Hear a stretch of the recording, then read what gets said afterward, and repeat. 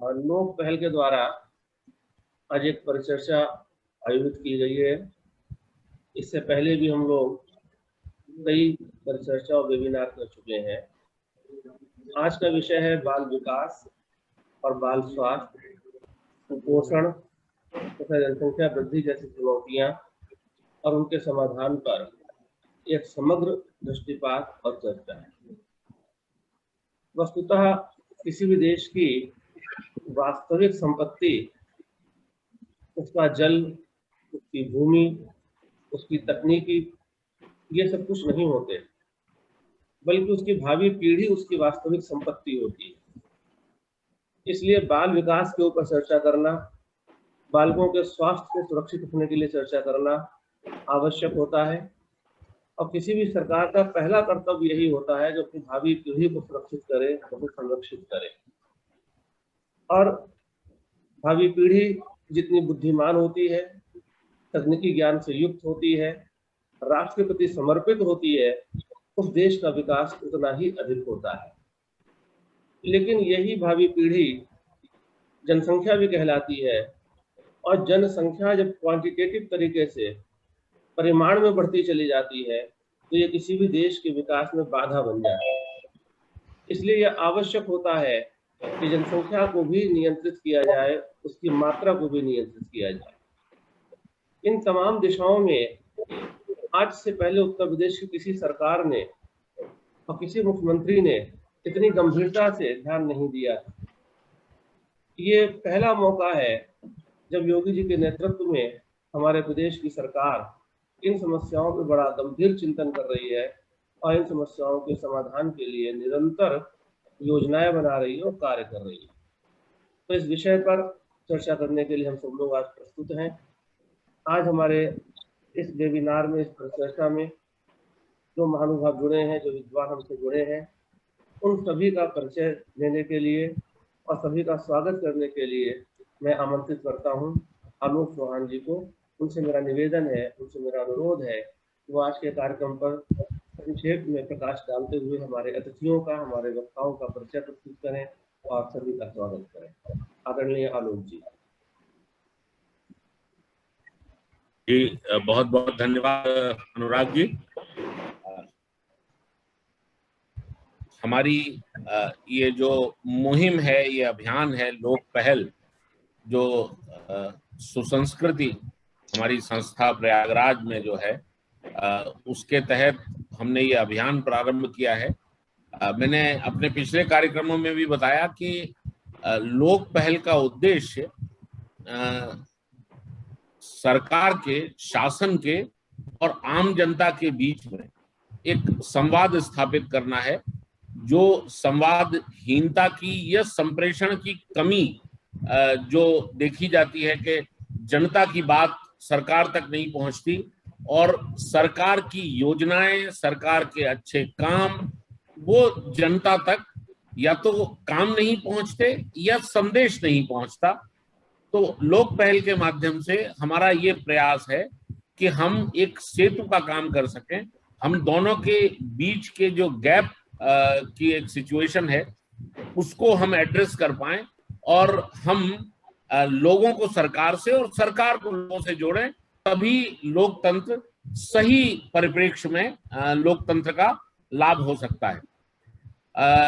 अब जहां तक ये आज का विषय है, आज का विषय अपने आप में सब कुछ स्पष्ट कर रहा है और अभी हमारे साथी अनुराग जी ने बताया भी कि किसी भी देश का, राष्ट्र का और समाज का भविष्य बच्चों पर ही निर्भर करता है। बच्चे ही हमारा भविष्य हैं। तो बच्चों की, उनके स्वास्थ्य की, उनके पोषण की, उनके जीवन की और उनके आगामी जो आने वाला समय है उसमें किस प्रकार से वो बच्चे जिम्मेदारी संभालेंगे, ये सब कुछ इस पर निर्भर करता है। और उसमें बहुत सारी चुनौतियां हैं, बहुत सारे मुद्दे हैं, बहुत सारे विकल्प भी हमारे सामने हो सकते हैं। तो वही उद्देश्य था कि हम लोगों से जुड़ के ये लोगों तक पहुंचाएं। और मैं जरूर चाहूंगा कि जो लोग, जैसे हमारे पिछले कार्यक्रमों में भी हुआ कि चैट बॉक्स में हमें बहुत सारे संदेश मिले, कार्यक्रम अच्छा हो रहा है, कार्यक्रम बढ़िया चल रहा है, बहुत अच्छी बातें मालूम चल रही हैं। इसके अलावा मैं स्वागत करूंगा यदि जो जो हमारे भागीदार हैं, जो प्रतिभागी हैं, श्रोतागण, वो चैट बॉक्स में आलोचनात्मक और समालोचनात्मक बातें भी लिखें, और अगर सुझाव हैं तो जरूर लिखें। हमारे पिछले दोनों कार्यक्रमों में हमें जो भी सुझाव मिले या जो पैनल डिस्कशन हुआ, जो वक्ताओं ने जो बात रखी, उसमें से जो सुझाव निकल के आए, हम वो सारे सुझाव शासन के साथ साझा कर चुके हैं ऑलरेडी। शासन को वो दिया जा चुका है लोक पहल की ओर से कि इस तरीके के सुझाव हमें मिले हैं आम जनता से, बुद्धिजीवी वर्ग से और समाज के विभिन्न वर्गों से। तो मैं अनुरोध करता हूं आप सब लोगों से, जो भी प्रतिभागी आज हैं इस कार्यक्रम में, वो चैट बॉक्स पर जरूर अपने सुझाव लिखें, और कार्यक्रम आपको कैसा लगा फीडबैक जरूर लिखें। वो तो हमें अच्छा ही लगता है अगर आप कहते हैं कि आपने कार्यक्रम अच्छा किया तो, लेकिन अपने सुझाव भी जरूर लिखें, और कहीं कोई त्रुटि आपको नजर आती है तो वो भी जरूर लिखने की कृपा करें। मैं बहुत ज्यादा समय नहीं लूंगा। मैं अब आगे इसको चर्चा को आगे बढ़ाने के लिए, क्योंकि मैंने बहुत संक्षेप में, समय का अभाव रहता है, और आज वैसे भी हमने अपने पिछले कार्यक्रमों में एक सुझाव जो आया कि कार्यक्रम 2 घंटा या 2.5 घंटा का होता है तो बहुत कन्वीनियंट और सुविधाजनक नहीं रहता लोगों के लिए। तो इस वजह से हमने इस बार ये निर्णय किया है कि हम 5, 6, 7 वक्ता न रख के 3 वक्ताओं के साथ ये कार्यक्रम करेंगे। और कार्यक्रम को अब हमने फॉर्मेट को कुछ छोटा कर दिया है। आगे से हम प्रयास करेंगे कि 1 घंटा या 1.5 घंटे के ही कार्यक्रम रखें, वो ज्यादा फ्रूटफुल और ज्यादा बेहतर तरीके से उसमें चीजें निकल के आती हैं। तो अब इसको मैं चाहता हूं कि अब इसके बाद मैं अनुराग को ही फिर से बागडोर दे दूं कि वो कार्यक्रम को आगे बढ़ाएं, और शुभकामनाओं के साथ और सभी को फिर से एक बार जुड़ने के लिए धन्यवाद के साथ अनुराग जी प्लीज। जी धन्यवाद आलोक जी, आपने कार्यक्रम पर विस्तार से बात की। आज के कार्यक्रम का विषय अत्यंत महत्वपूर्ण है। इस विषय को जितनी स्पष्टता के साथ पर चर्चा करने वाले विद्वानों के समक्ष और सुनने वाले साथियों के समक्ष रखा जाए उतना ही अच्छा रहेगा। तो इसकी विशद व्याख्या करने हेतु, विषय की स्थापना करने हेतु मैं आमंत्रित करता हूं डॉक्टर संतोष कुमार सिंह जी को, जो काशी हिंदू विश्वविद्यालय से जुड़े हैं। डॉक्टर संतोष कुमार सिंह जी। डॉक्टर संतोष जी, अगर मेरी आवाज सुन पा रहे हो? जी, मैं भाई साहब मैं आवाज सुन रहा हूँ, मेरा वीडियो ऑफ है। अच्छा अच्छा अच्छा, आप उसे, आपका ओपन हो रहा है या यहाँ से बंद है? नहीं, हमारी तरफ से नहीं, उधर होस्ट की तरफ से लगता है वीडियो मेरा। अच्छा अच्छा अच्छा अच्छा। आलोक जी जरा देखिए। आलोक चौहान जी, मेरा आपसे अनुरोध है, कृपया। अब आ गया। हाँ आ गया, ओपन हो गया। धन्यवाद डॉक्टर अनुराग जी।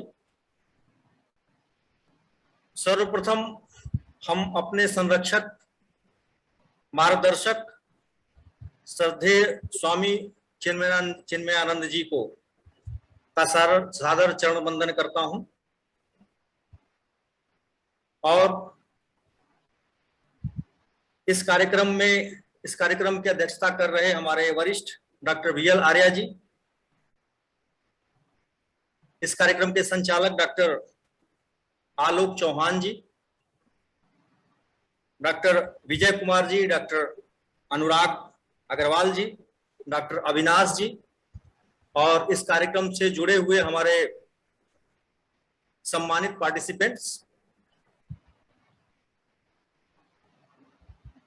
हम बड़ा ही महत्वपूर्ण विषय आज हम लोगों के बीच में है, जिसके लिए यहाँ पर चर्चा करने के लिए बड़े वरिष्ठ और विद्वान लोग आपस में जुड़े हुए हैं।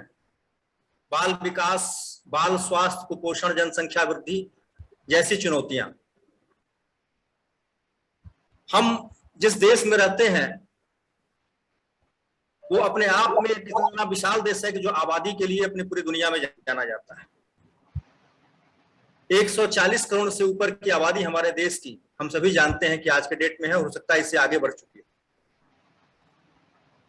और वैसे ही जिस प्रदेश में हम रहते हैं वो भी बड़ा अद्भुत प्रदेश है, जिसकी आबादी आज के 2021 में अनुमानित 23 करोड़ के आसपास की आबादी हमारे प्रदेश की भी होने जा रही है, जिसकी तुलना अगर हम कई पश्चिमी देशों को आपस में मिला लें तो शायद वो हमारे प्रदेश के बराबर हो सकते हैं। ऐसी परिस्थिति में इतने बड़े क्षेत्र का और इतने बड़े जनसंख्या का, इसमें संसाधन का जो प्रबंधन है वो अपने आप में बड़ा महत्वपूर्ण और बड़ा दुरूह हो जाता है।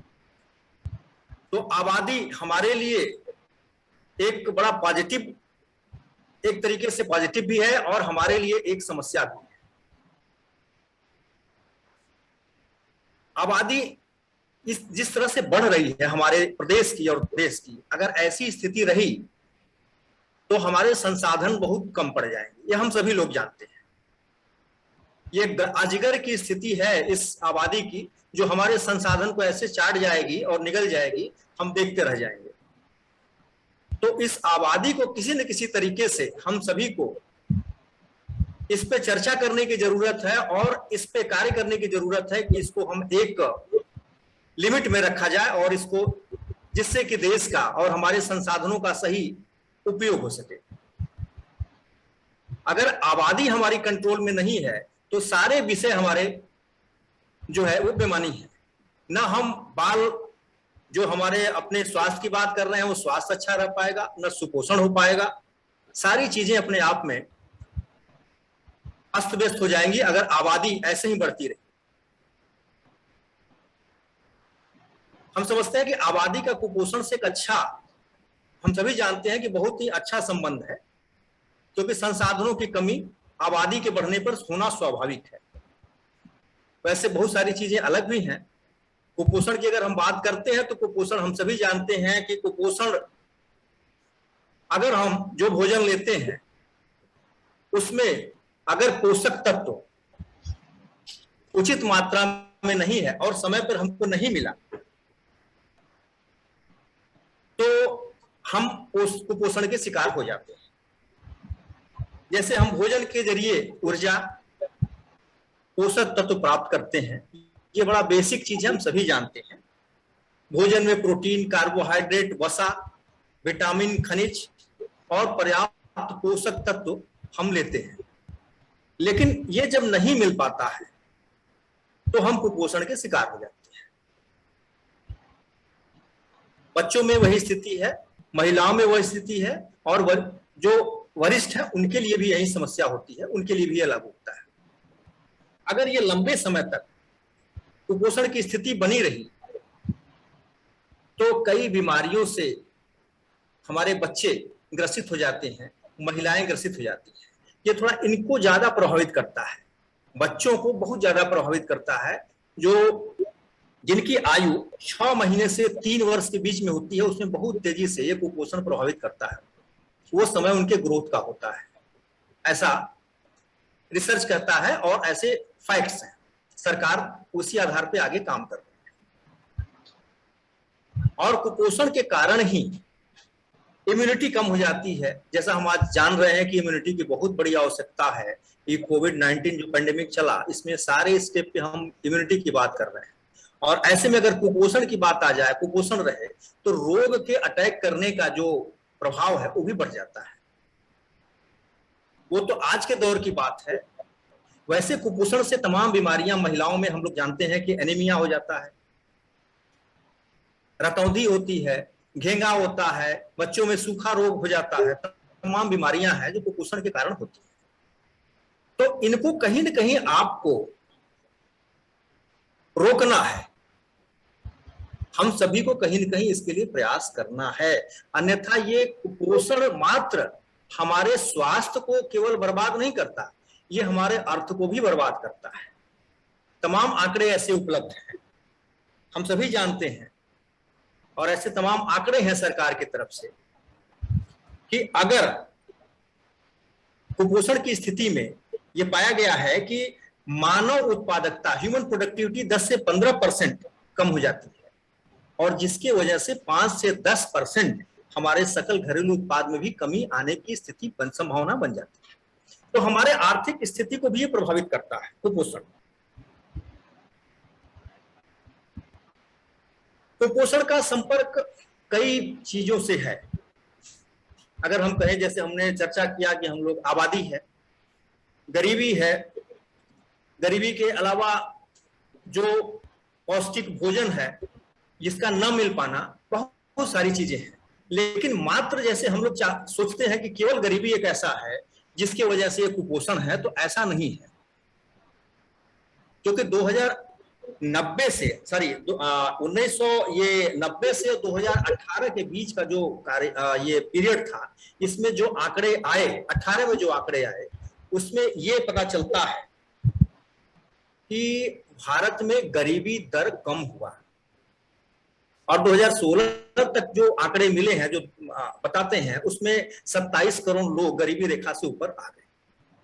तो गरीबी तो कम हुई हमारी, आज के डेट में गरीबी कम हुई। हंगर इंडेक्स भी हमारा 19 से 20 तुलना में 20 में सुधरा है।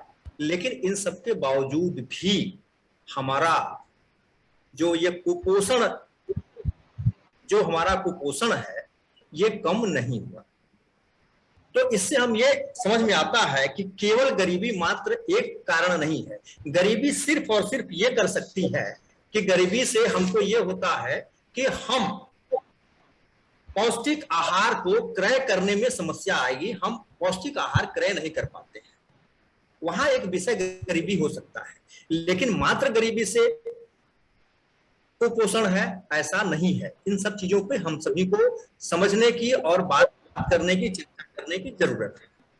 इसके साथ साथ तमाम चीजें हैं गरीबी के साथ साथ, जैसे कि हमारे चिकित्सकों की कमी, जागरूकता की कमी, पौष्टिक और गुणवत्तापूर्ण आहार है, इसके संबंध में जागरूकता कम है, जानकारियां कम है। चीजें उपलब्ध रहते हुए भी हम गांव में, शहरों में उसको नहीं खा पा रहे हैं, ये एक जागरूकता की कमी है। इसको भी हमको ध्यान में रखने की जरूरत है, क्योंकि आप ये देखेंगे कि अगर स्वास्थ्य की समस्या देखा जाए, अगर केवल हम इसको भोजन की बात किया जाए, स्वास्थ्य छोड़ दें, भोजन की हम बात करते हैं, तो हम खाद्यान्न के मामले में भी काफी अच्छे स्थिति में है। पिछले 20 साल में हम इधर, जब हमारा जो खाद्यान्न की स्थिति बहुत अच्छी सुधरी है, 198 मिलियन टन से बढ़ करके 269 मिलियन टन आज के डेट में हम हो चुके हैं। तो हमारे पास खाद्यान्न की भी कमी नहीं है। ऐसा नहीं कि हम भूखमरी के शिकार हैं, हमारे पास भंडारण की कमी है, भोजन कमी है, बहुत है। इसके बावजूद भी समस्या है। तो एक बड़ा समग्र चिंतन की जरूरत है कि ऐसा हो क्यों रहा है। तो उसमें कई चीजें आ रही हैं, जैसे हम लोगों ने, जिस पे हम लोग चर्चा करेंगे आगे, हमारे बहुत सारे वक्ता, वरिष्ठ लोग यहाँ पे हैं, उस पर चर्चा करेंगे। जैसे कि अभी हम एक बात मैंने अभी आपसे शेयर किया कि हमारे यहाँ चिकित्सकीय व्यवस्था की कमी थी। तो ये सच बात है कि हमारे पास 1700 मरीजों पर एक चिकित्सक उपलब्ध है, ऐसा आंकड़ा बताता है, जबकि वैश्विक स्तर पे 1000 पे 1.5 चिकित्सक की आवश्यकता मानी जाती है। इसको लेकर के हमारी सरकार बहुत ही संजीदी है और बहुत अच्छा कार्य किया है। हम आज देख सकते हैं कि पूरे देश में एक बड़ी संख्या में एम्स खोले गए हैं, जबकि हमारे 70 साल के इस आजादी के पीरियड से अब तक जो देखा जाए तो हमारे एम्स एक निश्चित संख्या में थे, या हमारे पास एम्स की कमी थी। लेकिन इधर ढेर सारे एम्स की स्थापना की गई है। और वैसे ही उत्तर प्रदेश सरकार ने करीब सभी जिलों में, अगर आप देखें, कुछ जिलों को छोड़ें तो जिलों में, हर जिले में आपको मेडिकल कॉलेज मिलेगा, जो एक बहुत बड़ा कार्य है। और इससे निश्चित हो रहा है कि अब डॉक्टरों की संख्या बहुत अच्छी तरीके से बढ़ रही है, डॉक्टरों की संख्या बढ़ेगी और हमारी ये समस्या का निदान, परमानेंट निदान होगा। तो ये हमारे ये प्रेजेंट सरकार की ये अच्छाई है कि उन्होंने काफी मात्रा में, काफी संख्या में मेडिकल कॉलेज और एम्स की स्थापना की है। और दूसरी बड़ी अच्छी चीज उन्होंने किया है कि हमारे यहाँ जो जीडीपी का जो हम लोग जो है 1.04% खर्च किया जाता था स्वास्थ्य पे, लेकिन इस सरकार ने जीडीपी का 2.5% खर्च करने का जो लक्ष्य निर्धारित किया है, यह भी अपने आप में बड़ा महत्वपूर्ण है और इससे भी बड़ा आमूलचूल परिवर्तन दिख रहा है और आगे भी होगा। तो ये सब चीजें जो हैं एक बड़ा सराहनीय कार्य है जो सरकारें कर रही हैं। और 2018 से जो हमारी राष्ट्रीय पोषण मिशन योजना शुरू केंद्र सरकार की, उसका भी बड़ा योगदान रहा है। इसका मूल उद्देश्य यही है कि बच्चों, महिलाओं में, किशोरियों में कुपोषण और एनीमिया से कम करने का प्रयास है। उसका भी अच्छा प्रभाव हर जगह मिल रहा है। यानी केंद्र सरकार और प्रदेश सरकार दोनों की जो योजनाएं हैं स्वास्थ्य की, बहुत अच्छे तरीके से चल रही हैं। और लेकिन इसमें और आगे से जन सहभागिता की जरूरत है, क्योंकि कुपोषण जो है उसमें ये आपका लैंगिक असमानता भी एक बहुत बड़ा कारण है। जो हमारे यहाँ होता है ना, महिलाओं में मतलब बालिकाओं में और बालक में जो हम लोगों का एक होता है सामाजिक रूप से, उसमें अंतर, खान पान की व्यवस्था, ऐसी स्थितियां कहीं कहीं देखी जाती हैं। तो वो जो लिंग असमानता है उसको भी ध्यान देने की जरूरत है। ये सब सामाजिक सहभागिता से ही जाएगा। ये सरकार की तमाम योजनाओं के बावजूद भी ये चीजें समाज से समाप्त हो जाए, ये संभव नहीं है। यहां पे जन सहभागिता की जरूरत है। स्वच्छ पेयजल भी एक बहुत बड़ा मुद्दा है इस कुपोषण को लेकर के, जिसके लिए सरकारें बहुत अच्छे से कार्य कर रही हैं। प्रदेश सरकार में इसको लेकर के काफी अच्छा अभियान चलाया गया है और हमने देखा है कि सुदूर क्षेत्र में भी शुद्ध पेयजल की उपलब्धता सुनिश्चित कराई जा रही है। तो आने वाले दिनों में इसका भी लाभ हमको अच्छे से मिलेगा और ये देखने को मिल रहा है। तो अब अगर देखा जाए तो हमारे पास इस कुपोषण को अगर हटाना है तो इसके लिए हमको आगे भी इससे लड़ने के लिए तैयार रहना पड़ेगा। इस पे हमारे विद्वानों के अपने मत होंगे और इसके आधार पे हम लोग एक कंक्लूजन पे पहुंचेंगे। देखा जाएगा कि किस तरीके से इसको लेकर के हम समाज में आगे बढ़ें कि कुपोषण से, जनसंख्या वृद्धि से कैसे हम निजात पाएं। अब कुपोषण को लड़ने के लिए कई चीजें, सुझाव पहले से दिए गए हैं, लोगों के हैं। जैसे अगर कहा जाए कि हमको विकास दर बढ़ाना है, अगर कुपोषण से लड़ना है तो विकास दर बढ़ाना है और हमको देश में प्रति व्यक्ति आय भी बढ़ाना होगा, जिसके लिए हमको 3 क्षेत्रों में, कृषि के क्षेत्र में, उद्योग के क्षेत्र में और सेवा के क्षेत्र में ऊंचे लक्ष्य निर्धारित करने होंगे, जिससे कि इससे हम लड़ाई लड़ सकें। अब कृषि चूंकि हमारे यहां बड़ा महत्वपूर्ण सेक्टर है, हम सभी जानते हैं, लेकिन कभी कभी लोग इस पे भी चर्चा करते हैं कि पूरे देश के जो कुल आय है हमारे देश की, उसमें मात्र 17% का ही योगदान कृषि के द्वारा होता है। तो इस पे इतनी चिंता करने की क्या जरूरत है।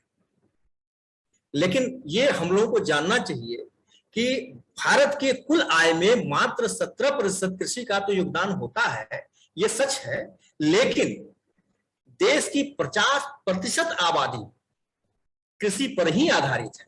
इसलिए इसके विषय में चिंता करना अत्यंत आवश्यक है, इसको नजरअंदाज नहीं किया जा सकता।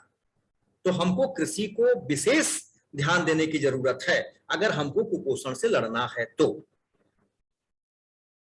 इन्हीं सब का परिणाम है, सरकार की योजनाओं का परिणाम है और जन सहभागिता का परिणाम है कि जो हंगर इंडेक्स था, जिसको लेकर के 19 में आया, तो एक बड़ा और चर्चा का विषय था कि हम उन गरीब देशों के पास पहुंच चुके हैं जिनसे हम अपने को बहुत दूर समझते थे कि हम काफी विकसित की श्रेणी में आ चुके हैं, लेकिन हम तो हंगर इंडेक्स में उनके पास हैं। लेकिन 2020 में जो रिपोर्ट आई वो बड़ी संतोषजनक है, लेकिन हम कहेंगे कि इससे और ऊपर हमको जाने की जरूरत है। ये सरकार के प्रयास का ही ये देन है और आप हमारे सारे समाज का ये जन सहभागिता का देन है। इसको इस तरीके से लेकर के आगे बढ़ने की जरूरत है।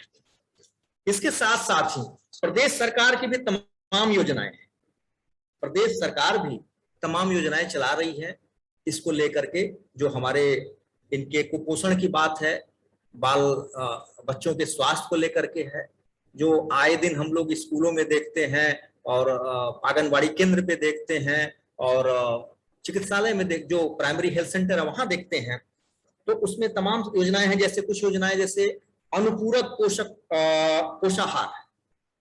अब इसमें अनुपूरक पोषाहार में आप देखे होंगे कि 7 माह से लेकर के आपके 6 वर्ष के बच्चों को, चाहे जो कुपोषित बच्चे हैं, अति कुपोषित बच्चे हैं, गर्भवती माताएं हैं, महिलाएं हैं, उनको पुष्टाहार उपलब्ध कराया जाता है। उनको अब ये बहुत बड़ा एक सहयोग है जिससे कि उनको कुपोषण से बचाया जा सके। वैसे ही टीकाकरण एक बहुत बड़ा कार्यक्रम है प्रदेश सरकार का, जो 1 वर्ष से कम के बच्चों को और माताओं को लगाया जाता है।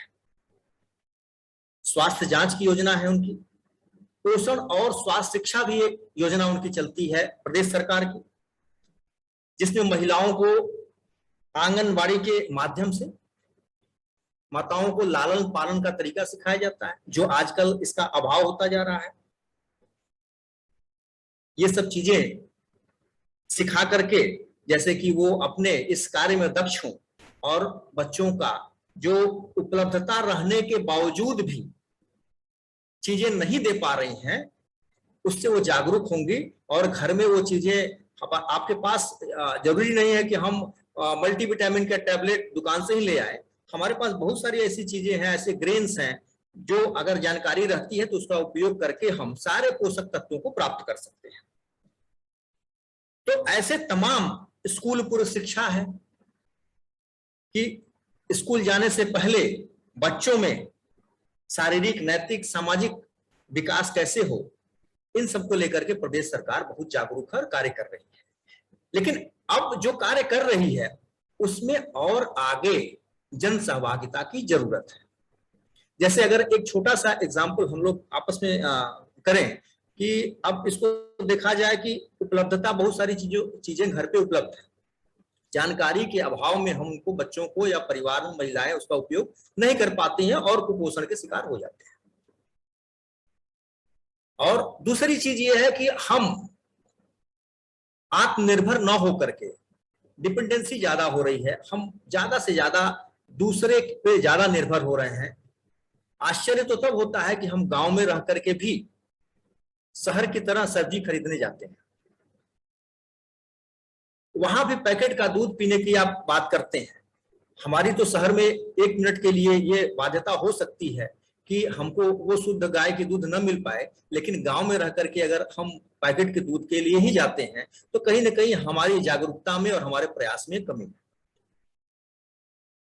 अगर चूंकि आपके पास, अब अगर देखा जाए तो आज एक इन सब तमाम कारणों में जो हम लोगों ने गिनाए इसमें कुपोषण के, इसमें एक फूड एडल्टरेशन भी, खाद्य पदार्थ में मिलावट भी एक बहुत बड़ी समस्या है।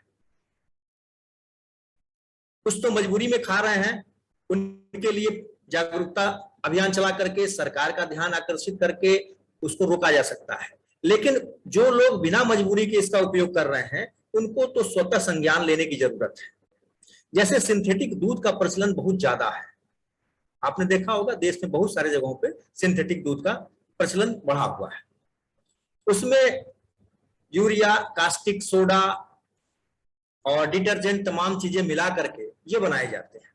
एक छोटा सा उदाहरण उससे मैं लेना चाहूंगा। जानते हैं कि यूरिया भी नुकसानदायक है और आपका कास्टिक सोडा भी नुकसानदायक है और डिटर्जेंट भी नुकसानदायक है। लेकिन अगर हम एक ही बात करें, कास्टिक सोडा की बात करते हैं, तो इसमें जो सोडियम होता है, क्योंकि बच्चों की बात हो रही है इसलिए मैं सोडियम का एग्जाम्पल लूंगा। तो सोडियम जो होता है वो हाइपरटेंशन के लिए तो स्वीट पॉइजन होता ही है, लेकिन बच्चों में ये एक प्रॉब्लम क्रिएट करता है, बच्चों के विकास को रोक देता है, क्योंकि सोडियम जो होता है लाइजीन के यूटिलाइजेशन को ये प्रभावित करता है, रोकता है। लाइजीन एक इसेंशियल अमीनो एसिड है जो बच्चे के विकास में काम आता है, और जिस दूध में, सिंथेटिक दूध में या जिस दूध में ये सोडियम मिला रहता है, वो क्या करता है कि वो लाइजीन के यूटिलाइजेशन को रोक देता है।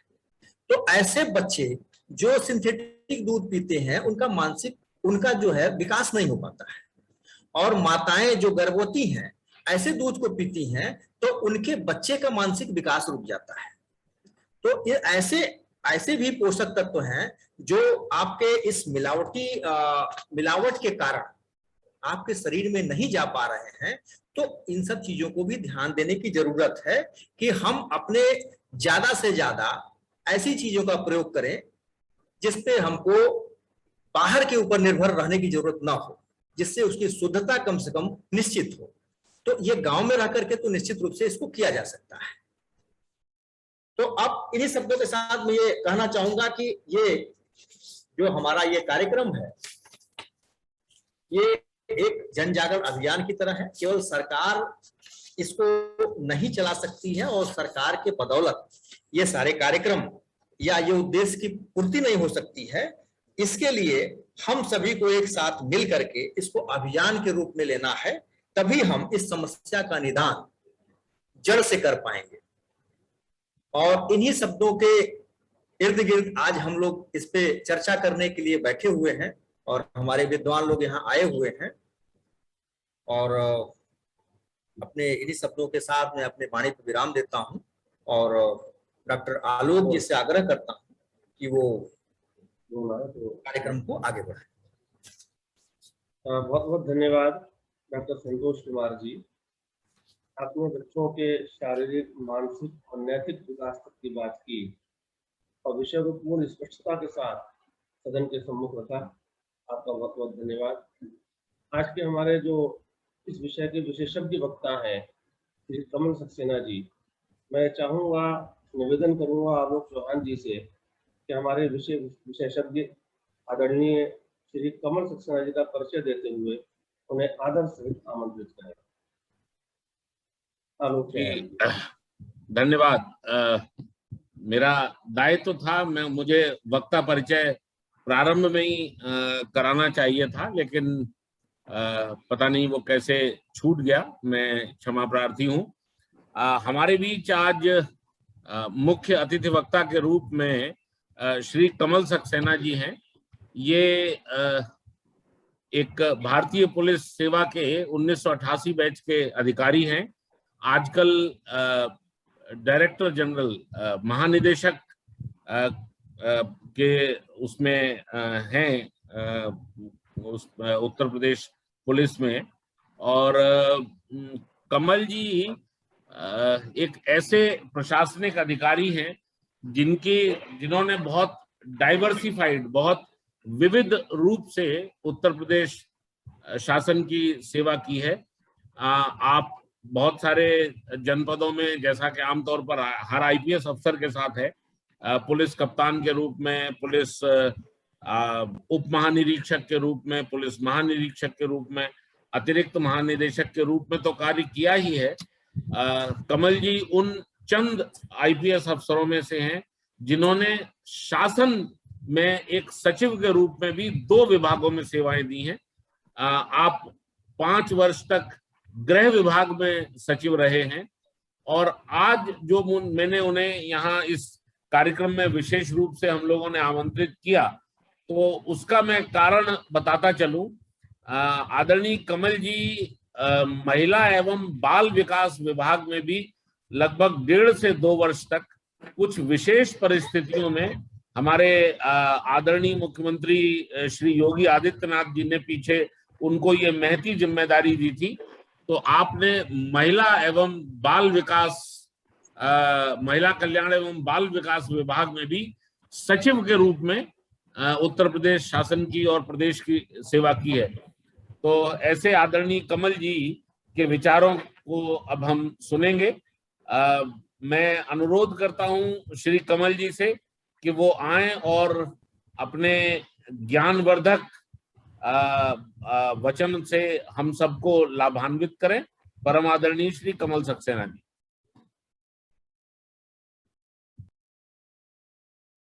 इस चर्चा में जुड़े समस्त पैनलिस्ट को मेरा नमन, श्रद्धापूर्वक नमस्कार।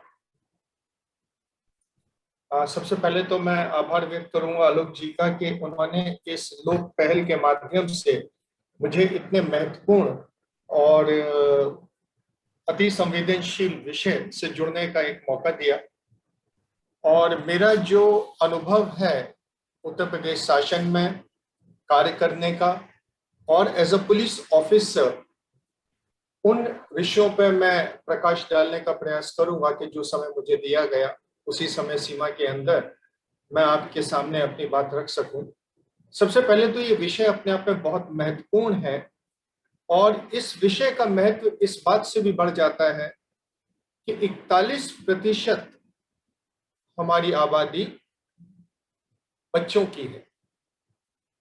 18 वर्ष की आयु से कम लोग इस देश में 41% का प्रतिशत कंट्रीब्यूट कर रहे हैं। हमारा देश एक युवा देश है और बहुत तेजी से एक विश्व शक्ति बनता जा रहा है। और वो दिन दूर नहीं कि आज जो 41% के सदस्य हैं, आने वाले दिनों में वो एक बहुत विशाल भारत के जिम्मेदार नागरिक होंगे। और उस यात्रा में उत्तर प्रदेश की एक अत्यंत महत्वपूर्ण और अहम भूमिका है। और जब हम लोग पहल के माध्यम से एक अत्यंत संवेदनशील और समाज से सीधे सीधे जुड़े हुए विषय पर चर्चा करते हैं तो कुछ आंकड़े मैं आपके सामने रखना चाहता हूं, सम्मानित पैनलिस्ट के सामने और उन सभी पार्टिसिपेंट्स के सामने जो हमको थोड़ा चौंकाएंगे। मेरे पास जो यह रिपोर्ट 14 और 15 की नेशनल न्यूट्रिशन की रखी है और अभी 3 जून को ही नीति आयोग ने एक डॉक्यूमेंट रिलीज किया है सस्टेनेबल डेवलपमेंट पर, उसकी प्रति मुझे नहीं मिल पाई। मुझे बहुत अल्प समय में जुड़ने का मौका मिला इस चर्चा से। अगली बार मैं कोशिश करूंगा मैं आंकड़े लाऊं आपके सामने।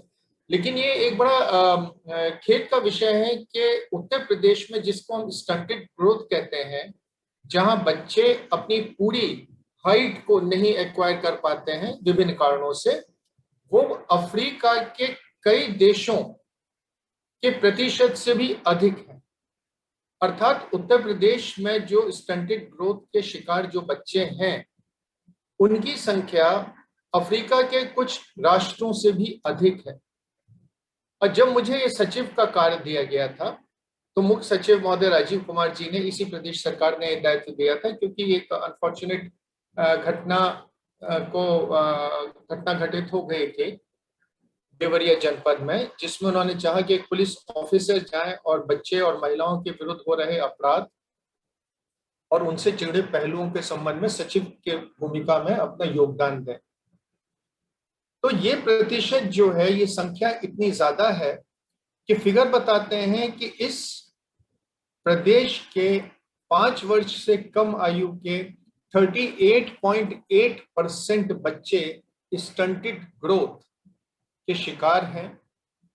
और इस कारण से स्टंटेड ग्रोथ का अर्थात तात्पर्य है, जो अभी डॉक्टर संतोष कुमार सिंह साहब ने बहुत विस्तार से बताया हमारे सभी पार्टिसिपेंट्स के लिए, कि वो पूर्ण रूप से विकसित नहीं हो पाते हैं। और क्योंकि वो विकसित नहीं हो पाते हैं तो वो देश की मुख्यधारा में, प्रदेश की मुख्यधारा में जुड़ नहीं पाते और वो प्रोडक्टिव नहीं हो पाते। वो एक कंपोनेंट ऑफ सोसाइटी रहते हैं जिनका मानसिक स्तर, कॉग्निटिव स्ट्रक्चर भी कॉम्प्रोमाइज होता है, लाइफ स्पैन भी कॉम्प्रोमाइज होती है और कई प्रकार की दिक्कतों का सामना करना पड़ता है। और इकोनॉमी में मैं बता सकता हूँ, इथियोपिया की इकोनॉमी में सिर्फ स्टंटेड ग्रोथ का कुप्रभाव यह है कि 16% का ड्रैग है उनके जीडीपी पर।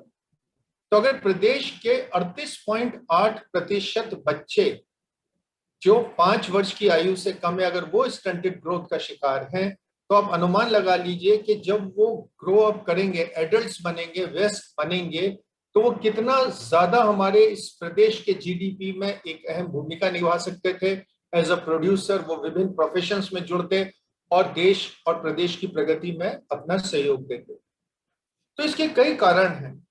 उन कारणों को अभी आपके सामने बहुत सुंदरता से रखा है कि हम मेल न्यूट्रिशन की बात करते हैं, लेकिन मैं उन सामाजिक पहलू को टच करूंगा जिससे एज अ पुलिस ऑफिसर मेरा सामना हुआ। सबसे पहले तो मैं इन बच्चों की जब ग्रोथ की बात करूंगा तो मैं एक बहुत अहम फैक्टर फ्लैग करूंगा आपके सामने, मैं कहना चाहूंगा, वो है जेंडर इनइक्वालिटी। अगर हम स्टंटेड ग्रोथ के आंकड़े भी देखें जो नीति आयोग ने रिलीज किए हैं, वहां पर देखा गया है कि बालिकाओं में स्टंटेड ग्रोथ बालकों से अधिक है। और उसका मुख्य कारण वही है कि जब न्यूट्रिशन होता है तो माँ चाहती है कि मेरे बेटे को अच्छा खाना मिल जाए और वो अपनी पुत्री की उपेक्षा करती है। जबकि ये प्रदेश सरकार की इतनी योजनाएं हैं, सुमंगल कन्या योजना, और इतना बल दिया जा रहा है हेल्थ एंड न्यूट्रिशन पर, टीकाकरण और फ्री एजुकेशन फॉर चिल्ड्रन, लेकिन समहाउ हमारे यहाँ जो बच्चियां हैं उनके साथ जो भेदभाव का व्यवहार रहता है, तो लड़कियों की स्टंटेड ग्रोथ का प्रतिशत ज्यादा है। नंबर 1। नंबर 2, इन्हीं बालिकाओं से जुड़ा हुआ एक महत्वपूर्ण सामाजिक एक स्थिति उत्पन्न हो गई है जिसको हम कहते हैं चाइल्ड मैरिजेस। इन बच्चियों को बहुत जल्दी इनका विवाह करने की जो एक शीघ्रता और उत्सुकता हमारे कुछ ग्रामीण अंचलों में आज भी बनी हुई है, उस कारण ये बहुत कम आयु में मां बनती हैं और जिसके कारण इनके बच्चे जो हैं स्टंटेड ग्रोथ होने की संभावना ज्यादा रहती है। तो एक तो माँ की आयु इतनी कम होती है कि वो खुद ही मेल न्यूट्रिशन्ड है, मेल नरिश्ड है, क्योंकि उसके साथ उपेक्षाएं की गई, एक जेंडर के रूप में उसको भार के रूप में देखा गया और उसकी जल्दी शादी कर दी गई और वो समय से पहले माँ बन जाती है जब उसका खुद का अपना बदन विकसित नहीं हो पाता पूर्ण रूप से एक बच्चे को जन्म देने के लिए, और वो जो बच्चे पैदा होते हैं तो वो भी स्टंटेड या मेल न्यूट्रिशन के शिकार होते हैं। तो मैं न्यूट्रिशन से हटके मैं सामाजिक विषय की बात करूंगा, क्योंकि हम लोग लॉ के पॉइंट ऑफ व्यू से देखते हैं चाइल्ड मैरिजेस एक्ट में। मैं ये भी कहूंगा कि प्रदेश सरकार ने जब आरंभ की ये यात्रा 2017 के आंकड़ों के बाद, तो 18 और 19 के आंकड़ों में 41% चाइल्ड मैरिजेस में कमी आई। ये प्रदेश सरकार का संकल्प था कि उसने इस चीज का संज्ञान लिया और चाइल्ड मैरिजेस पर एक कंट्रोल किया। चाइल्ड मैरिजेस सबसे ज्यादा राजस्थान और हरियाणा में होती है और प्रदेश एक समय पे जो तीसरे स्थान पे था, यहाँ मात्र केवल 2 जनपदों में भी आज ये प्रबल रूप से है, बहराइच और श्रावस्ती में, अन्यथा लगभग शेष प्रदेश में चाइल्ड मैरिजेस में कमी आई है। और जो आंकड़े 38.3% है, मैं वेरीफाई करना चाहूंगा कि ये पुराने आंकड़े हैं कि चाइल्ड मैरिजेस को कम होने के बाद निश्चित रूप से इन आंकड़ों में सुधार हुआ होगा, क्योंकि प्रदेश सरकार वो सभी स्टेप्स उठा रही है जिससे चाइल्ड मैरिजेस कम हो सके, रुक सके। ये अपराध है और इसके रुकने से सीधे सीधे स्टंटेड ग्रोथ पर प्रभाव पड़ेगा, हमारी जनशक्ति और आबादी की क्वालिटी पर प्रभाव पड़ेगा और उसका विस्तार होगा। तो ये एक महत्वपूर्ण सोशल एस्पेक्ट है जो हमें देखना है जब हम कुपोषण की बात करते हैं, जनसंख्या की बात करते हैं। जहां तक बाल विकास की हम अगर बात करें तो ये एक बड़ा खेद का विषय है कि बच्चों के संबंध में अगर हम 41% अपनी जनशक्ति की बात करें तो वो बच्चे हैं, वो अपने कानून, अपने अधिकारों की जानकारी नहीं रखते। तो ये दायित्व उस 60%, उस 59% आबादी का है कि उन बच्चों को हम सुरक्षित रखें, उनके अधिकारों से उन्हें वंचित न होने दें, उनको प्रोटेक्शन दें।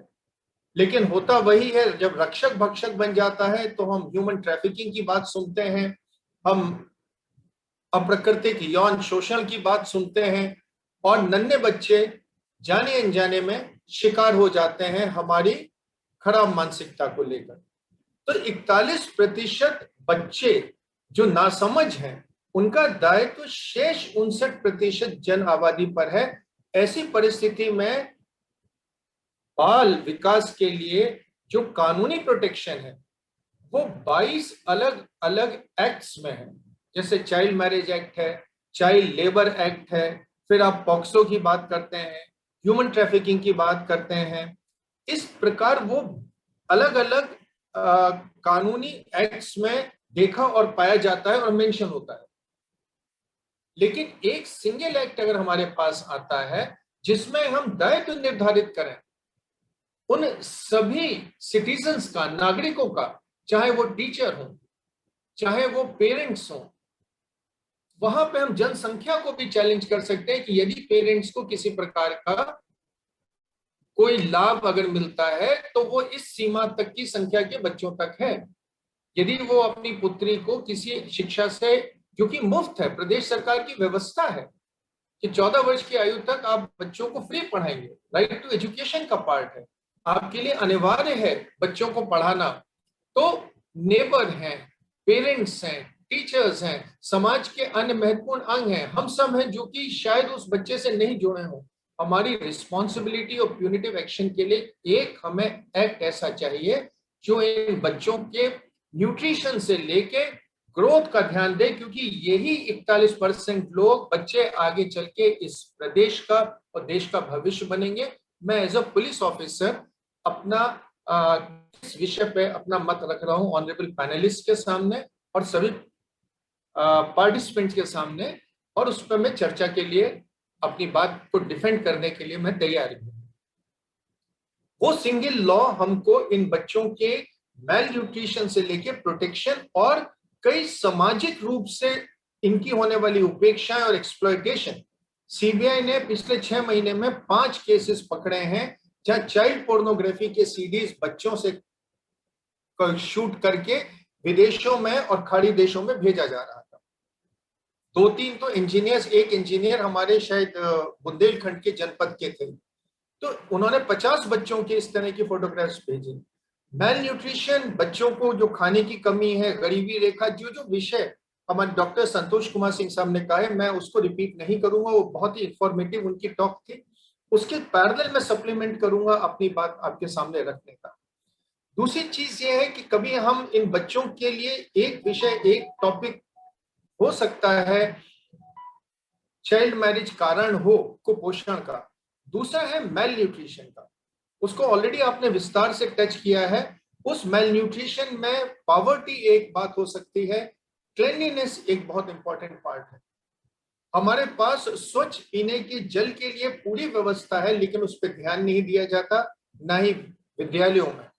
प्रदेश सरकार ने एक पहल चलाई है कि विद्यालयों को साफ सुथरा करेंगे और जो मिड डे मील है उसमें घर के पेरेंट्स, माताएं आके देखेंगे कि बच्चे उनके खाना खा रहे हैं कि नहीं खा रहे हैं। ये एक बहुत अच्छी पहल है, ये इंश्योर करने के लिए कि स्कूल से बच्चों में ड्रॉप आउट ना हो, उनका कुपोषण ना हो, और माताओं का भी इन्वॉल्वमेंट अपने बच्चों के साथ रहे कि वो विद्यालय में जाते रहे निरंतर।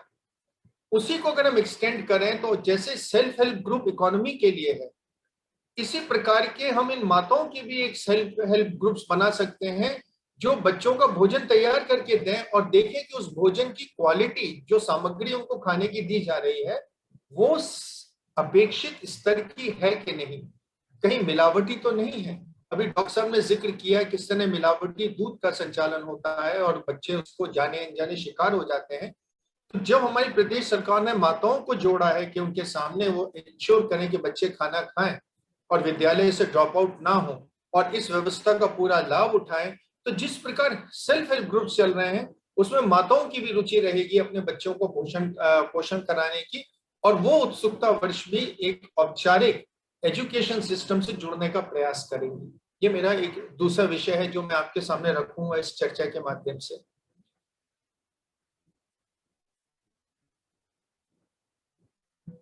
तीसरा, मैं एक सामाजिक विषय का इसका सॉल्यूशन, क्योंकि इसमें क्वेश्चन ये भी था कि हम इसका निराकरण कर सकते हैं।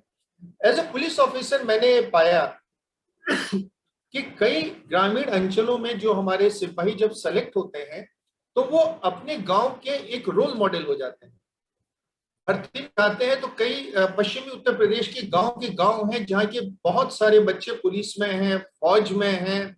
वो वर्दी का प्रति शौक रखते हैं कि हम भी पुलिस में जाना चाहते हैं, फौज में जाना चाहते हैं। तो जब हम बाल विवाह या बच्चों के कुपोषण की बात करते हैं, तो अगर हम अपने प्रत्येक सिपाही को, मेरा एक मत था जो मैं कभी एसपी होके सोचता अगर एक्सपेरिमेंट करता, लेकिन तब मैं नहीं समझता था। आज मैं मानता हूं कि हमारे यहाँ जब 2 लाख सिपाही काम करते हैं और 10% की लीव किसी वक्त पे जा सकते हैं, तो लगभग आप अनुमान लगाइए 20,000 सिपाही किसी न किसी कार्यवर्ष अपने घर पे जाता है। अगर वो एक रोल मॉडल है, तो क्या वो एक छोटी सी सभा आयोजित करके स्थानीय विद्यालय में, वहां की पंचायत में इस विषय पर चर्चा नहीं कर सकता, कुपोषण और बाल विवाह के विरुद्ध? ये एक सोचने की बात है। आजकल हमारे पास कई ऐसे पैरामीटर्स हैं, वो शूट भी कर सकता है, अपनी फोटोग्राफ्स भी ले सकता है और अपने कप्तान को दिखा सकता है कि उसने अपने गांव में छुट्टी के दौरान एक दिन रुककर उसने क्या संदेश दिया। ये संदेश वो है, क्योंकि जब लोग पहल की बात करते हैं, और जैसे डॉक्टर साहब ने कहा कि ये मात्र सरकार का ही प्रयास नहीं, सरकार और यहाँ के प्रदेश के नागरिकों का मिला जुला प्रयास होना चाहिए। तो इस भूमिका में जो रोल मॉडल्स हैं, जो ग्रामीण इलाके में लोगों को हीरो वर्शिप करते हैं कि मैं भी पुलिस में सब इंस्पेक्टर बनूंगा, मैं भी पुलिस में सिपाही बनूंगा, कोई छुट्टी में आता है और किसी एक शाम को चर्चा में इस बात का विशेष उल्लेख करता है, जिसका प्रमाण वो अपने कप्तान को दे सकता है। आजकल सबके पास स्मार्टफोन्स है। ये बात हमारी घर घर तक पहुंचेगी, इसकी गंभीरता घर घर तक पहुंचेगी, जिसमें कुपोषण और बाल विवाह और क्राइम अगेंस्ट चिल्ड्रन, वो बच्चों को बताएं कि किस तरह ह्यूमन ट्रैफिकर्स उनके बच्चों को लोभ दे के, गरीबी का फायदा उठा के उनको कहेंगे हम तुम्हें दिल्ली और हरियाणा में और बड़े बड़े घरों में तुम्हें हम नौकर बना देंगे। उनसे child labour, sexual exploitation, human trafficking के लिए ले जाते हैं, उनको लेबर के लिए ले जाते हैं, चीप लेबर उनको मिल जाता है। उसके लिए किस प्रकार गरीब, मासूम, अनपढ़ लोग उसका शिकार हो रहे हैं। तो ऐसी बहुत सी कुरीतियां हैं जो इन बच्चों से जुड़ जाती हैं। और हम बात करते हैं कुपोषण की, मैं सिर्फ वहीं तक सीमित रहूंगा क्योंकि उससे जुड़ा हुआ हमारा चाइल्ड मैरिज है, मेल न्यूट्रिशन है, लैक ऑफ इंफॉर्मेशन है, जेंडर इनइक्वालिटी है। हम लड़के और लड़कियों में भेदभाव करते हैं। तो जब इस प्रकार से हम समन्वय स्थापित करेंगे शासन की चलाई जा रही नीतियों का, उदाहरण के लिए मैं कह सकता हूं जो नेशनल न्यूट्रिशन मिशन है, केंद्र सरकार का जो योगदान है उसमें से 30% भारत सरकार का है, 20% स्टेट गवर्नमेंट उसका व्यवहार उठा रही है फॉर मेल न्यूट्रिशन, बच्चों के लिए जो 6 वर्ष से कम है। वहीं पे माननीय मुख्यमंत्री जी का है, माननीय मुख्यमंत्री सुपोषण गृह बनाए गए हैं, जहां शबरी संकल्प अभियान में इन बच्चों के मेल न्यूट्रिशन के लिए इनको हेल्दी फूड दिया जा रहा है। लेकिन कितने लोग इस बात को जानते हैं, कितने गांव में कितने जानकार लोग इस बात को जानते हैं, इसका अभाव है। तो ऐसी कई हमारे नीतियां हैं, हमारे प्रोग्राम्स चल रहे हैं जो घर घर तक पहुंचाने आवश्यक हैं। एक इसी से जुड़ा कुपोषण और स्टंटेड ग्रोथ से एक और एस्पेक्ट है सामने जो नहीं आता, सामाजिक एस्पेक्ट है, वो जो रेलवे लाइन के पास बच्चे जो कूड़ा और पॉलीथीन उठाते हैं, इनको हम रैग पिकर्स कहते हैं, जो गंदगी उठाते हैं। ये 67% ऑफ इनफॉर्मल इकोनॉमी को कंट्रीब्यूट कर रहे हैं। 67%। एक ऐसा काम जहां हम आप नहीं जाएंगे वहां गंदगी उठाने के लिए, और आप देखेंगे बच्चे, उनकी आयु, छोटे बच्चे हैं वो खेल रहे होते हैं, और जो उनसे थोड़े बड़े होते हैं वो झोले में गंदगी भर रहे होते हैं। तो वो जो नॉन क्लीनलीनेस एटमॉस्फेयर है उन बच्चों के स्वास्थ्य पे इतना कुप्रभाव छोड़ता है कि इनकी आयु भी कम होती है, अपनी पढ़ाई भी नहीं करते हैं, मेल न्यूट्रिशन है, और जीविका चलाने के लिए 67% अपनी इकोनॉमी में कंट्रीब्यूट करते हैं ऐसे कार्य में जहां जो लोग रहना नहीं चाहते। और आप रेलवे ट्रैक के आसपास कई स्लम्स देखते हैं, कई किलोमीटर्स तक देखते हैं जहां स्टंटेड ग्रोथ के शिकार ये बच्चे रह रहे हैं। तो ये मैं चीजें कुछ फ्लैग करना चाह रहा हूँ आज की चर्चा के आरंभ में, और हम लोग डिस्कशन इसको जब आगे ले जाएंगे तो मैं अपनी बात यहीं पे विराम देता हूँ। And I am open to all discussion. धन्यवाद।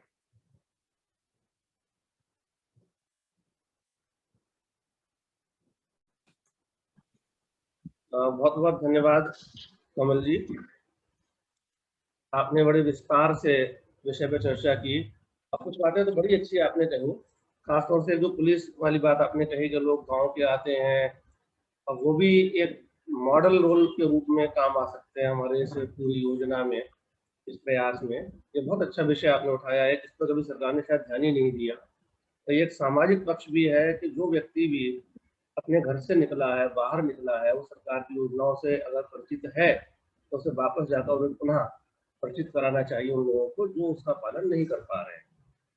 बहुत अच्छा आपने विषय रखा और आपने समय सीमा में रहते हुए अपना विषय रखा, ये बहुत बड़ी बात है, क्योंकि आप पुलिस में है तो इसलिए अनुशासन को ज्यादा मानते हैं, ज्यादा फॉलो करते हैं।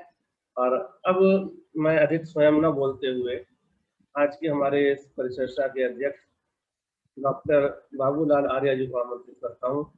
उन्हें कौन है जो नहीं जानता, क्योंकि जो भी शिक्षा से जुड़ा है वो BL आर्य साहब को जरूर जानता होगा। अनेक विश्वविद्यालयों में आप कुल सचिव के रूप में कार्यरत रहे हैं और वर्तमान में आप MIT विश्वविद्यालय नोएडा में कार्यरत हैं। अंतर्राष्ट्रीय स्तर पर विद्वानों को और छात्र छात्राओं को MIT से जोड़ रहे हैं। मैं बड़े सम्मान के साथ आदरणीय डॉक्टर बाबूलाल आर्य जी को अध्यक्षीय उद्बोधन के लिए आमंत्रित करता हूँ। डॉक्टर आर्य साहब। बहुत बहुत आभार अग्रवाल साहब। मैं आज की परिचर्चा को आगे बढ़ाते हुए श्रद्धेय स्वामी चिन्मयानंद जी को प्रणाम करके आपके समक्ष बहुत संक्षिप्त में अपनी चीज और बात रखूंगा। जो विषय बाल विकास, स्वास्थ्य और कुपोषण का था, उसको माननीय कमल सक्सेना साहब ने बहुत बहुत बारीक ढंग से, बहुत विस्तार से हमारे समक्ष रखा है, इसलिए उसको बहुत ज्यादा विस्तार देने की आवश्यकता नहीं है। मैं यही कहूंगा कि जब हम जनसंख्या वृद्धि की तरफ जाते हैं तो बाल विकास, स्वास्थ्य और कुपोषण ये आपस में एक दूसरे से जुड़े हुए ही तत्व हैं। चूंकि बेसिकली मेरा विषय डेमोग्राफी रहा है, तो जब पहली बार हमारे यहाँ माँ के दूध को देश में रिप्लेस करने की कोशिश की गई, जो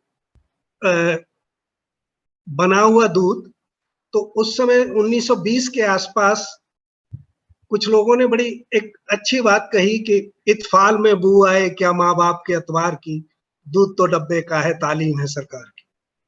तो तत्कालीन सरकार ने रिप्लेस किया माँ के दूध को दूध डब्बे के दूध से, और उसके बाद बहुत सारा पानी गंगा और जमुना में बह चुका है, स्थितियां बदल चुकी हैं, देश के 2 भाग हो चुके हैं और बल्कि 3 भाग हो चुके हैं, तो आज स्थिति बिल्कुल अलग है।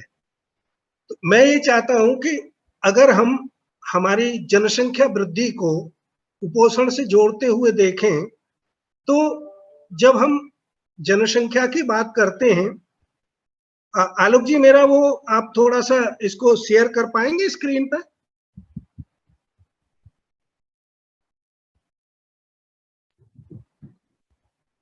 सर स्क्रीन शेयर तो आपको ही मैनेज करना होगा सर। चलिए मैं करता हूँ। हाँ, स्क्रीन शेयर का ऑप्शन है वहां आपके पास। हाँ हाँ आ रहा है जी। आलोक जी आप होस्ट हैं, उनको परमिशन देनी पड़ेगी आपको स्क्रीन शेयर के लिए। अच्छा, मैं देखता हूँ।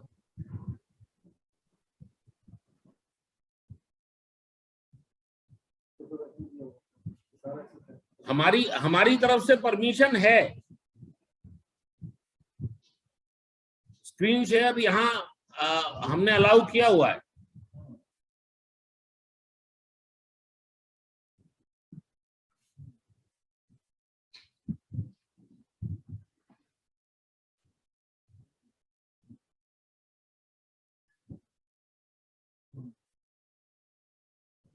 सर मिला आपको स्क्रीन शेयर?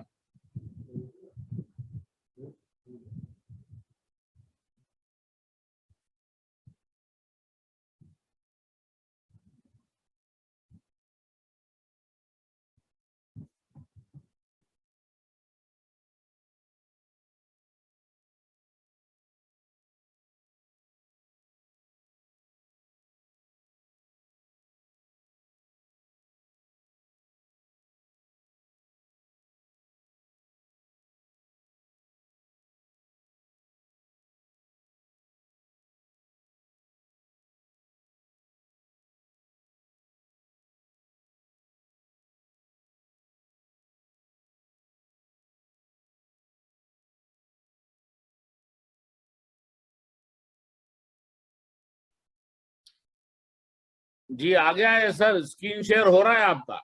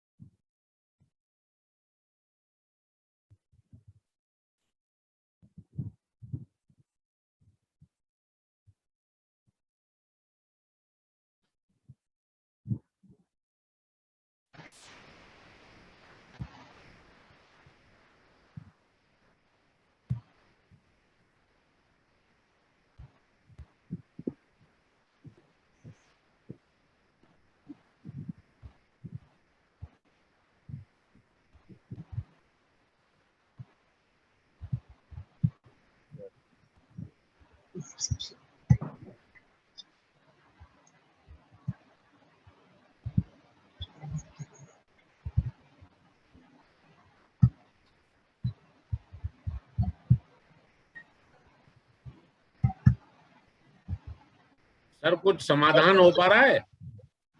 कोशिश कर रहा हूँ सर, कोशिश कर रहा हूँ।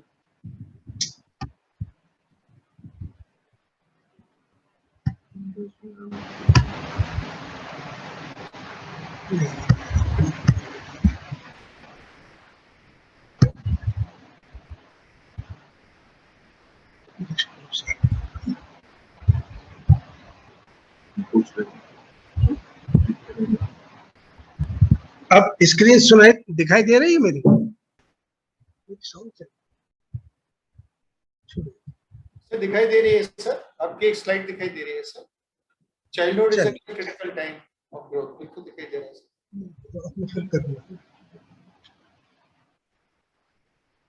मूव नहीं कर रही सर, एक मिनट।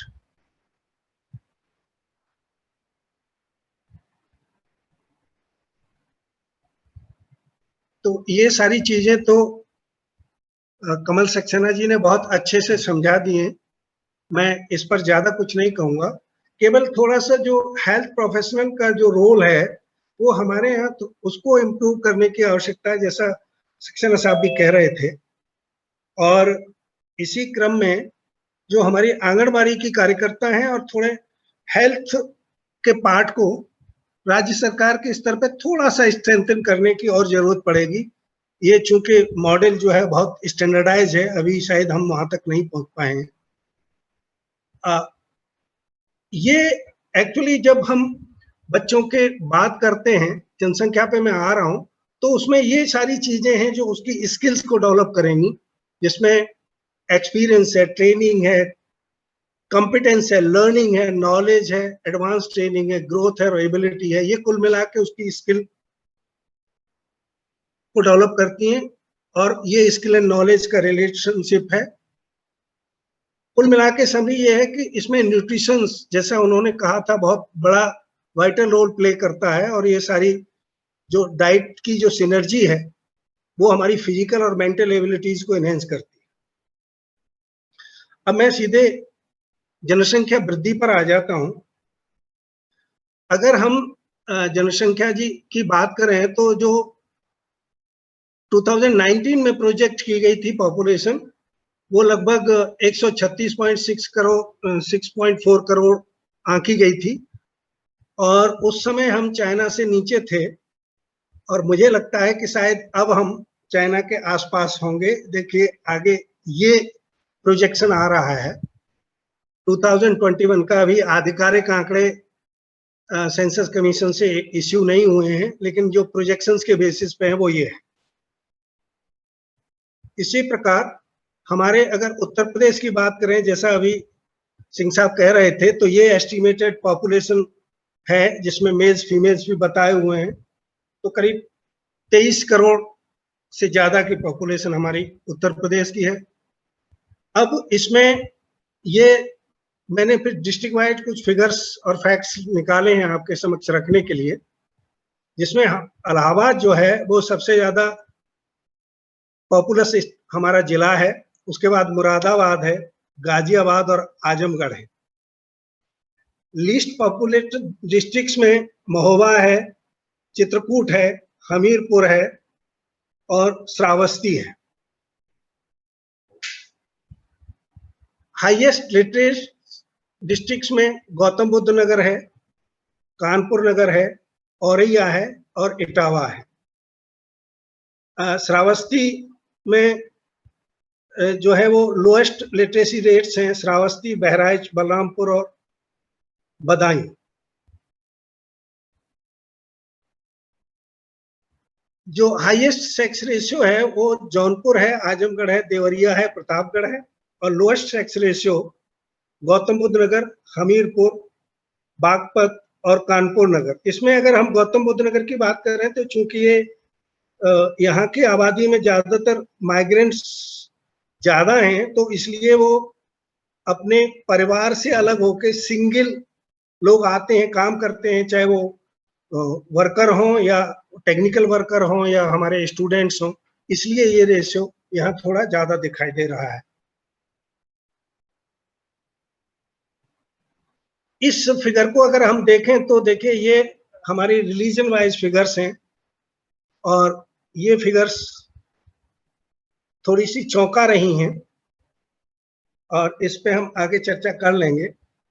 फिर ये अधिकतम कौन कौन से जिले हैं जो मोस्ट पॉपुलस हैं, तो उसमें इलाहाबाद है, लीस्ट पॉपुलस में जैसा मैंने पहले भी कहा महोबा है, हाईएस्ट सेक्स रेशियो में जौनपुर है, लोएस्ट सेक्स रेशियो में गौतम बुद्ध नगर है, highest literacy rate Gautam Buddh Nagar की है, और लोएस्ट लिटरेसी रेट में श्रावस्ती है, हाईएस्ट पॉपुलेशन डेंसिटी गाजियाबाद की है, और लोएस्ट ललितपुर की है। ये जिले वाइज फिगर्स हैं।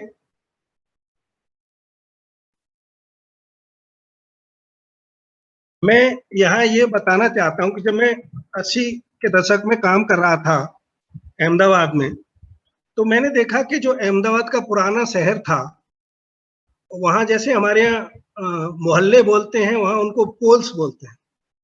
तो कुछ पोल डिफरेंट वर्गों की डोमिनेटेड एरियाज थे, तो वहां पर सेक्स रेशियो और कुपोषण का जब मैंने अध्ययन किया तो मैंने पाया कि उनमें कोरिलेशन था। जैसा अभी सक्सेना जी ने भी कई जगह कहा कि जो कोरिलेशन था, तो मैंने लोगों से उसमें जो रोल मॉडल हैं, जो कॉरपोरेटर्स थे नगर निगम के, मैंने उनसे कहा कि भाई प्रयास आप क्यों नहीं करते जनता के बीच में जाएं, और आप ये बताइए कि एक परिवार की साइज अगर बहुत बड़ी होगी तो आपके पास इतने संसाधन नहीं है कि उसकी अच्छी शिक्षा दीक्षा खान पान करके उन बच्चों को अच्छी परवरिश कर सकें। तो जब मैंने प्रयास किया तो धीरे धीरे 4-5 साल में लोग थोड़े आगे आए और उसका असर हुआ। तो जो अभी सक्सेना साहब कह रहे थे कि पुलिस के हमारे जो यंग रिक्रूट्स हैं वो बड़ा रोल प्ले कर सकते हैं। हमने सर ये एक्सपेरिमेंट जौनपुर में किया था जब मैं यूनिवर्सिटी में था, और एक बहुत बड़ा बैच वहाँ ट्रेनिंग के लिए आया था। तो उस समय शिक्षा के मामले में उनको, जब वो वापस गए बीच में ट्रेनिंग के बाद कुछ समय के लिए, तो उन्होंने ये काम किया और उसके बड़े अच्छे रिजल्ट्स आए। तो ये प्रयास किए जा सकते हैं, और मुझे लग रहा है कि अब समय ऐसा है कि जो लोग ये कहते हैं कि कोई इस तरह की पॉलिसी नहीं आनी चाहिए, जिसमें जो चर्चा आजकल हो रही है, हमारी सरकार इसमें अध्ययन कर रही है कि हम ऐसा बिल लाएंगे, तो मेरा ये मानना है एज ए डेमोग्राफर और एज ए पॉपुलेशन का थोड़ा सा जानकार या विद्यार्थी रहने के नाते, कि हमको अपनी जो फैमिली साइज है उसको ऐसे ऑप्टिमम लेवल पे मान के चलना पड़ेगा जहां हम उन बच्चों की शिक्षा दीक्षा स्वास्थ्य और आगे उनको कैसे भविष्य में बनाना चाहते हैं वो लाना पड़ेगा, अन्यथा हम कहीं पिछड़ जाएंगे। जो लोग ये कह रहे हैं कि हमारी जो ग्रोथ रेट है वो अपने आप ही बहुत नीचे आ जाएगी 2050 तक, लेकिन सब 2051 आने तक तो पता नहीं हमारा नंबर कितना बढ़ जाएगा, और हमारे संसाधन उतने नहीं हैं। जिन संसाधनों की वो तुलना करते हैं कि साहब वो फलाना विकसित राष्ट्र देखिए वहां ये हो गया और हम यहाँ हैं, तो मैंने 2-3 बार ये कहा कि हमारे यहाँ जो आबादी का बहुत बड़ा हिस्सा है वो सब लोग टैक्स नहीं देते हैं। रिलैक्सेशन की बात आती है, सरकार की सुविधाओं की बात आती है, तो 90% लोग चाहते हैं कि सरकार की सुविधाएं उन्हें मिलें, लेकिन जो टैक्स देने वाला परसेंटेज है वो बहुत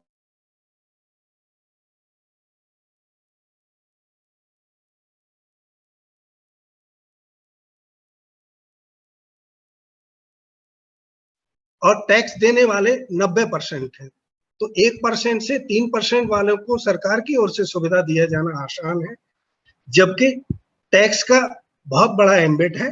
तो ये एक अलग विषय है, लेकिन बात केवल संसाधनों पे आ जाती है। हमें अपने संसाधनों को उस सीमा तक लाने के लिए आवश्यक है कि हम अपनी फैमिली की साइज जिस रूप में भी हम लोग ला सकते हो, बिल आएगा तब देखा जाएगा। लेकिन मैं समझता हूँ इस लोक पहल के मंच के माध्यम से हम ये सरकार के इस प्रयास को आगे बढ़ाएं और लोगों में इस जागृति पैदा करें कि ये कोई किसी जाति विशेष के लिए, किसी धर्म विशेष के लिए, किसी क्षेत्र विशेष के लिए नहीं है, लेकिन ये वक्त की जरूरत है और उस जरूरत को हमें समय रहते इम्प्लीमेंट कर लेना चाहिए। इस आशय का प्रयास जनमानस में जन चेतना के माध्यम से, ऐसी चर्चाओं के माध्यम से करें। इन्हीं शब्दों के साथ मैं आलोक जी को, अग्रवाल साहब को और मेरे सभी पैनलिस्ट को धन्यवाद देता हूं और उम्मीद करता हूं कि हम बीच बीच में ऐसे ही मिलते रहेंगे और चर्चाएं करते रहेंगे। जी आभार। बहुत बहुत धन्यवाद आर्य जी, आपने बड़ी मेहनत के साथ अपना प्रेजेंटेशन तैयार किया, बहुत अच्छा डाटा दिया। लेटेस्ट डाटा है 2021 तक का एस्टिमेटेड डाटा सारा इसके अंदर है और डाटा के माध्यम से चीजें बहुत जल्दी और आसानी से समझ में आती हैं। ये आपका बड़ा प्रभावशाली प्रयास रहा।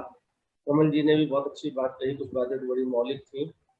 आज का हमारा ये कार्यक्रम यहीं पे पूर्णता की ओर अग्रसर हो रहा है, लेकिन मैं कहूँगा आलोक चौहान जी से कि उन्होंने स्वागत किया था और वही धन्यवाद अर्जित करते हुए, अर्पित करते हुए इस कार्यक्रम की पूर्णता की घोषणा करें।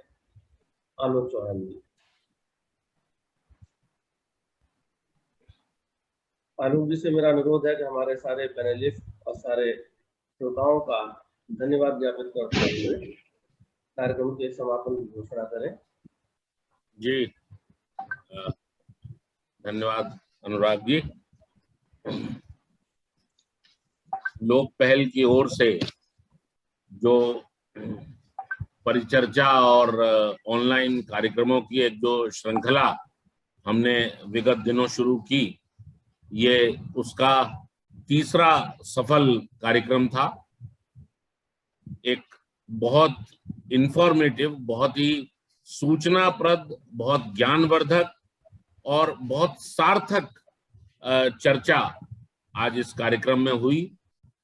मैं इस चर्चा में भाग लेने वाले जो हमारे अतिथि वक्ता थे, आदरणीय श्री कमल सक्सेना जी, उनका बहुत बहुत आभार व्यक्त करता हूँ। आदरणीय बाबूलाल आर्य जी तो हमारे इस पूरे जो अभियान है लोक पहल, इसमें हमारे मार्गदर्शन के लिए हमेशा उपलब्ध हैं और उपलब्ध रहे हैं। हमारी केंद्रीय संचालन टीम के वो एक अभिन्न वरिष्ठ सदस्य हैं। आपका भी बहुत बहुत आभार। इस पूरे कार्यक्रम को और लोक पहल के कंसेप्ट को, लोक पहल के पूरे विचार को एक अभियान का रूप देने में एक वो व्यक्ति जिसने हमारा हर पल, हर क्षण और हर जगह मार्गदर्शन किया, परमादरणीय स्वामी चिन्मयानंद जी आज किसी व्यक्तिगत कारण से, और ये मैं कहूँगा कि अनफॉर्चुनेटली वो आज कार्यक्रम में शामिल नहीं हो पाए। आज एक्चुअली वो यात्रा की उन्होंने, और यात्रा उनकी हालांकि इस कार्यक्रम तक पूरी हो चुकी थी, लेकिन उसके बावजूद वो अपने थकान और उस अन्य कारणों से ये कार्यक्रम उन्होंने अटेंड नहीं कर पाए। लेकिन वो हमेशा एक वैचारिक संबल के रूप में हमेशा हमारे साथ होते हैं। आज तक जब जब हमने उनसे किसी भी मामले में मार्गदर्शन की अपेक्षा की तो सहर्ष वो उपलब्ध रहे। मैं ऐसे स्वामी चिन्मयानंद जी को भी शत शत नमन और प्रणाम करता हूँ। अनुराग जी ने बहुत कुशल संचालन किया। आदरणीय डॉक्टर संतोष जी ने विषय स्थापना में काफी विस्तृत रूप से इस विषय पर अपने उद्गार रखे और इस पूरे कार्यक्रम को दिशा दी। आपका भी बहुत बहुत आभार। पार्टिसिपेंट जो पूरे वक्त इस कार्यक्रम से जुड़े रहे, निश्चित रूप से ही आप सब लोग लाभान्वित हुए होंगे, ऐसा मेरा विचार और विश्वास है। आप लोगों को लोक पहल के साथ और हमारे साथ जुड़ने के लिए आप लोगों का बहुत बहुत आभार। ऐसे ही अपना प्रेम स्नेह हमारे साथ बनाए रखिए। हमारे कार्यक्रमों से और हमारे अभियान से आप जुड़े रहेंगे आगे भी, ऐसी मैं अपेक्षा करता हूं। हम लोग इस अभियान को और विस्तार देने के लिए, मैंने पिछले अपने कार्यक्रम में भी इस बात की चर्चा की थी कि हम मंडल स्तर पर और जिला स्तर पर लोक पहल के प्रतिनिधि स्वयंसेवक वॉलंटियर्स चाहते हैं जो निष्प्रय, निरपेक्ष और निर्विकार भाव से केवल समाज के भलाई के लिए लोक पहल के साथ जुड़ के काम कर सकें। आप सब लोग किसी न किसी प्रकार से, किसी न किसी प्लेटफॉर्म पर हमारे साथ जुड़े हुए हैं। लोक पहल का फेसबुक पेज है, आप सब लोग अगर इंग्लिश में टाइप करेंगे फेसबुक पर तो वो लोक पहल के पेज पर आपको ले जाएगा। वहां से एक हमने व्हाट्सएप ग्रुप भी बनाया है लोक पहल का। आप सब लोगों के पास व्हाट्सएप ज्वाइनिंग लिंक पहुंचा होगा। आगे भी जब ये गिनती 256 हो जाएगी तो हम एक दूसरा ग्रुप बनाएंगे। तो जो लोग व्हाट्सएप ग्रुप पर हमारे साथ हैं वो लोग व्हाट्सएप ग्रुप पर, या मेरा टेलीफोन नंबर भी अलग अलग माध्यमों से, अलग अलग प्लेटफॉर्म से आप तक पहुंचा होगा शायद। तो मुझे या हमारे संचालन दल के किसी भी सदस्य को आप लोग फोन करके अपना मंतव्य दें कि आप में से कौन लोग मंडल स्तर पर या जिला स्तर पर लोक पहल के इस अभियान के साथ जुड़ने के लिए, जो विशुद्ध रूप से एक सामाजिक कार्यक्रम है। हमारी परिकल्पना, जैसा मैंने कार्यक्रम के प्रारंभ में बताया कि सरकार और आम जन के बीच एक ब्रिज की तरह से, एक सेतु की तरह से काम करने का है कि हम सरकार के संदेश, सरकार के कार्य, सरकार की योजनाएं, सरकार की मंशा, सरकार का मंतव्य ये आप तक पहुंचे और जन सामान्य की अपेक्षाएं, जन सामान्य की परेशानियां, जन सामान्य